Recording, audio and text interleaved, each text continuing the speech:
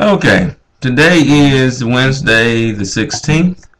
First, let me get some order of business out of the way for my math class with Miss King, which is fourth period. As you know, you took a test today. With my sixth period class with Miss Walker, of course, your test is tomorrow. And for my fifth period math class, your test is coming up this Friday. Excuse me. So, there's also a big social studies test that will begin tomorrow, but actually end on Friday, depending on how long it takes you. So, as I promised, let's have a social studies review. Okay, first with economic systems. What is produced in the different economic systems? How is it produced? And for whom is it produced? Well, we have three economic systems we're going to talk about: traditional, command, and market. Now, in a traditional economic system, the things that are produced are basically what people need to survive. And the way it's produced is by the people and is produced for personal consumption. Now, in a command economy, what is produced is whatever the government decides. So, that's different than a traditional economy. And how is it produced? Also, however the government decides. And it's basically produced for wealthy people. In a market economy, what's produced is what people want. It's typically produced by private businesses and is based on a system of supply and demand. Now, we all know that all three of those systems are basically utilized most of the time, and that's called a mixed economic system, which makes a lot of sense because it's mixed with all three of those economic systems. Now, what about South Africa's economic system? They have a mixed economy, as I just mentioned. Although it leans more towards market economy, the citizens own most of the businesses, and the government still owns some of the oil and gas companies, and you have the postal service, and you also have some healthcare that's available. Now in Nigeria, for their economic system, it's more of a mix. It's a mixed economy, but it's more of a command economy. So what does that mean? Well, we spoke about it earlier. This means that the government controls most of the oil industry. 2 out of the 3 TV stations, the post office, the public schools, and the healthcare, that's all controlled by the government. And that's Nigeria's economic system. Now, when you think of voluntary trade, what does that mean? Well, what does it mean to voluntarily do something? That means you do it because you want to, right? And typically you expect something out of it. Well, that's what voluntary trade is, when both parties expect to gain something from the trade. Then there's an economic concept of specialization. We spoke about that. What does it do? Well, specialization increases trade.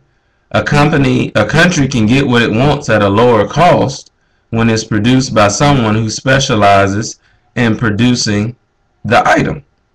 So what does that mean? Well, if you specialize in something that you do well, that you create better than anyone else, well, especially in your country, you'll be able to get it at a lower price because you are able to produce that specific item. What about trade barriers? Well, a trade barrier is anything that limits trade, thus the word barrier. Tariffs, quotas, embargoes, anything that limits trade is considered a trade barrier.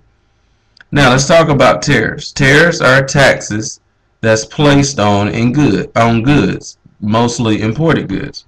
What are the economic terms that you need to know in addition to tariff? Quota.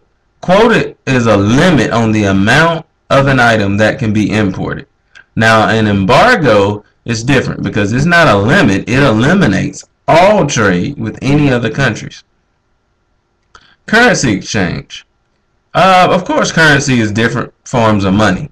How much one currency is worth in another currency is currency exchange. That means if you go to another country that does not recognize the US dollar, you will have to exchange that for however much it's worth in whatever the currency is in that particular country. Capital and human capital. We've talked about that. Human capital is money that's spent on buildings, factories, machineries, and is people's value as workers. That's what human capital is. The difference between renewable and non-renewable natural resources. Well, renewable can be replaced. Non-renewable cannot be replaced. It's just that simple. Entrepreneurship. Well, to be an entrepreneur, that means, first of all, you have to be willing to take risks to own your own business. Well, why is it so risky?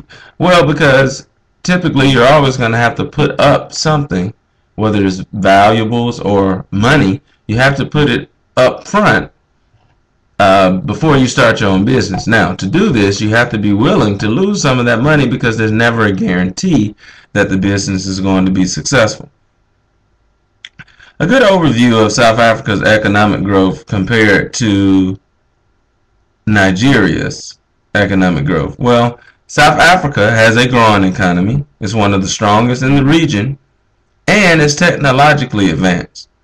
Nigeria, on the other hand, is poorly organized, struggles, suffering from corruption, and trying to reorganize with some private enterprises that are allowed. So basically, Nigeria is poor, corrupt, and unorganized. South Africa is boosting and on the way up. So how would entrepreneurs contribute in a positive way to a nation's economy? Well, first of all, you bring new businesses that provide jobs, and they're able to bring money back into the economy. If you are an entrepreneur over a company, then naturally you're going to need to hire employees. Employment always helps the economy. What else do we need to talk about? Some of the major natural resources found in Africa. You got diamonds, gold, oil, uranium. And now let's talk about some of the governments. Let's compare the distribution of power in some of the different types of government. In a unitary government, the power is not shared, and the decisions are made at one level of government. Now, in a federal government, the power is shared between two different levels of government. In a confederation, states hold most of the decision-making power. Now, how do governments determine citizen participation in some of the governments? Well, in an autocratic government, there's little to no citizen participation, so the citizens are not allowed to do much. In an oligarchic government, a small group or a few citizens participate, and in a democratic government, as we have here, all citizens have participation. Now, the difference between a parliamentary and a presidential democracy. Well, first of all, in a parliamentary democracy, a prime minister is selected through parliament. President is elected in a separate election, and a separate branch of government form the legislature. Now let's compare the Republican systems of government in the Republic of Kenya and the Republic of South Africa to the dictatorship of the Republic of Sudan. Excuse me.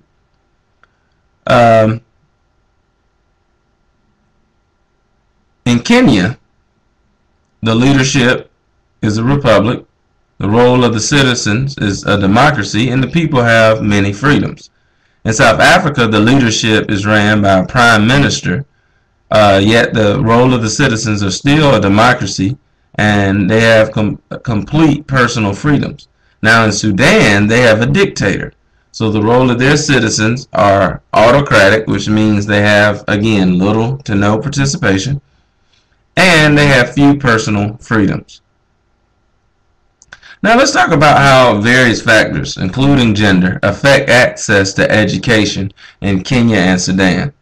Now in Kenya, the national literacy rate is 85%.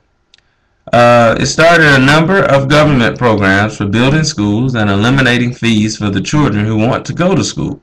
They currently spend about 7% of the budget on education. Now, unfortunately, there's a wide gap between the boys' and girls' literacy rates. Boys' literacy rate is 91%, whereas the girls' 79%. Why is this? Well, it's due to the traditional view that boys need an education to get better jobs and girls only need to prepare for marriage. Hey, I didn't make up those rules, so don't blame the messenger. Now, in Sudan, the national literacy rate is 61%. They've been involved in a civil war for many years, leaving many of the schools in ruins. So little money is spent on education. There's a big gap in literacy rate. The boys 72%, the girls only 50%. Again, it's due to traditional and religious views. Now, what is the impact of government stability on the distribution of resources to combat AIDS and famine across Africa? When a stable government, there's more money and access to health care is more available. That always helps. Now, as I said before, most countries have a mixed economy located between a pure market and a pure command economy. Remember that most economies have a mixed economy. So, specialization. How does it, we said before that it encourages trade, but I never really said how. Well, specialization allows people to do a more efficient job at producing what they make best and trade for the things that they want. What does or why does the word republic appear in the names of both the Republic of South Africa and the Republic of Sudan when the ruler of Sudan is a dictator? Interesting. Well, the ruler of a country can name the country anything they want to make themselves appear more democratic than in reality. So again, if there is a dictatorship, then you can call it whatever you want. That's basically what that's saying. Now, although both Nigeria and South Africa have an abundance or a lot of natural resources, a great number of people still live in poverty. Why is this? Well, the majority of the people don't have access to the money from the resources. Lots of restrictions and government control of resources. There's few wealthy families and businesses. The business owners get majority of the money. There's uneven distribution of wealth. 70% of the Nigerians live below the poverty line, and that's living on less than $1 a day. Wow. Alright, what is the relationship between education and training in a country and the country's gross domestic product? Well, lots of training, high education equals high GDP. Little training, little education equals low GDP. Now, I understand that this was a whole lot of information. So, what I just want you to do is kick back, rewind it, play it again tomorrow, listen to it, and ace the test. This is SuperLearning123. Very tired, but also the hardest working man in the education business.